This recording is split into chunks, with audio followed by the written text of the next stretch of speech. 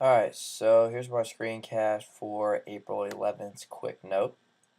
Quick note dealing with how to incorporate your multimedia example, the evidence that it displays, how to incorporate that properly and really in the best way possible in your writing project 3 paper.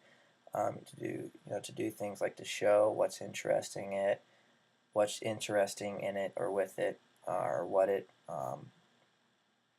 displays that goes beyond your textual evidence, your textual based facts, opinions, and discussions that have been previously stated in your paper before you bring in and incorporate your multimedia example. So anyway, so if you have my quick note on the most recent one that I posted alongside this video, it'd probably be best because I have what I originally posted and then what I clearly denoted as revisions or updates that I made underneath each original subset answers to of the quick note. So first, things that I changed. So obviously, really a decent amount was changed. Even like my whole understanding of it was changed because I don't know, like how about how you guys interpreted it, but how some of you took what this QN wanted us to do. But at first, I looked at as interpolating the quick note interpolating the multimedia example into my paper as giving it like a short little intro when it came to that point of the paper, when I was gonna incorporate it, my multimedia evidence, give it a little intro, allow it to build up, hype it up a bit, and then at the climax of my textual um, writing, drop it in, talk about it a bit, and give it a little outro and keep on moving. And then, after I found out about, after I listened to the comments that Dr. Dueck left for me after my initial posting of this quick note, I realized that it's much more, and that's what I'm here right now to, illustrate to you guys that this incorporating of your multimedia evidence in your paper really is much more than I think some of you may originally have thought. So anyways, as you can see, there's definitely a decent amount that I've changed, in the sense that really coming to know that no matter what your multimedia example is, whether it's images, which is what I'm really primarily going to be bringing in, video, like how we've seen in class, sound bits, audio clips, really a whole array of things potentially.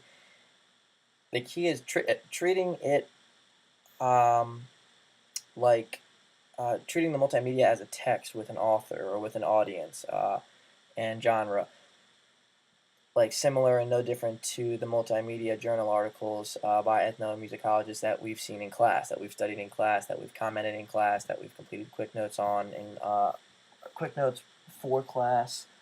Um, so, see, it's not really just about plopping in your multimedia example that displays the evidence into your paper. It really needs to be much more than just that dropping of uh, your evidence into the paper uh, via the multimedia source. There's what I found and what I've learned and how my understanding has changed is that there's actually certain couple key questions that potentially, if one could answer all of these, it would really enhance how the reader is affected and is taken back by the multimedia example. It really does much more. So some of these questions are, who made. So I'm going to say the word images a lot because that's what I'm using. So that's why I put in my quick note. But so these questions like who made these images, or what are they for? What greater purpose do these images serve? Can I show how to read or interpret this multimedia excerpt? For me, images, more specifically, different brain scans, MRIs of healthy brain scans, chrono slices of the brain of healthy individuals and those who have sustained multiple TBIs or traumatic brain injuries over a period of time. The damages that one can see via these um, brain scans and different slices of the brain. And then more importantly, and more, actually at times difficult to answer, is why were they made this way, and really, why were they made this way, and the other one was, one second, why were they made this way, and being able to make clear what it is that this multimedia evidence offers that goes beyond words that will be stated in our Writing Project 3 paper. So those are some of the questions to think about, the questions that I thought about, reflected on, and actually continue to do a bit more research on to get a better understanding of what I thought already that I knew of my multimedia excerpt, but I really didn't. And so if you scroll down a bit to now the second subset of writing that I have under the most recent quick note I posted, you'll see that I put these changes in this new understanding of turning in your multimedia excerpt into really its own part of the paper, really its own, really glorifying it in a way where it truly is more than your textual information that you presented and discussed about leading up to that point. So, for example, for me, in an attempt to give the reader a rich and detailed account by describing some of these brain abnormalities, I am going to answer some of these questions like the man who was behind creating the collages of these brain scans and illustrating what goes wrong via these slices of the brain and what you can see in these certain shots and certain angles of these impacted players. I'm now going to go into discussion about Thomas Talavij, who is this very man, and also how I had stated before the reason why they were made this way. For me, the reason why this image was made. And I now know that is to offer and illustrate clear-cut examples on the effects of repeated hits to the head over time. Another question, describe how to read what's being presented.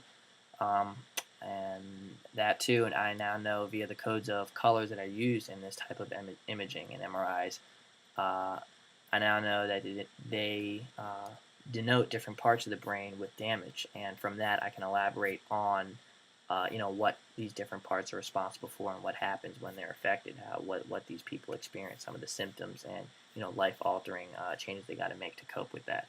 Also, the more open-ended, the more bit in my eyes difficult question to answer is to make clear what it is exactly that this multimedia evidence offers that goes beyond words, that needs to be stated in all of our papers. And for me, preliminarily, thinking, I thought that, for me at least, it's the chance for the reader or audience to gain a truer understanding visually and mentally about what's going on in the brain, the effects the sport sometimes has on the brain over time, and the ability to comprehend from a different perspective how anatomically altering a TBI, traumatic brain injury, is, and how frequently the development of CTE, a disease stemming from multiple TBI sustained over a period of time, are in innocent individuals that are now plaguing this once ubiquitously loved sport, football.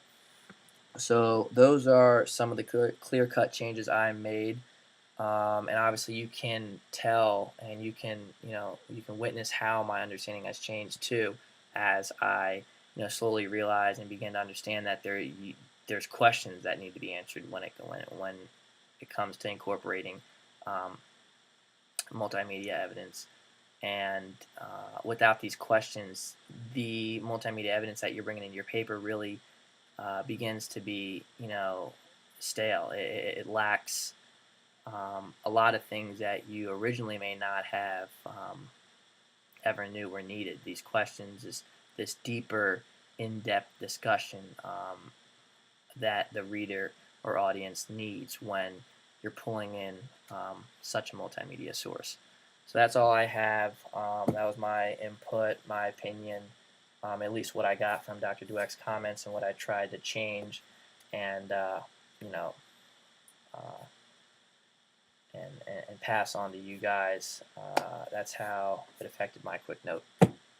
And yeah, so that's it. Shout out to D. Shout out to the Mills. Shout out to MO. Stay winning down at weight. Shout out Dr. Dueck. Shout out the fact it's 4 a.m. All right, I'm out. Thank you for watching. Peace.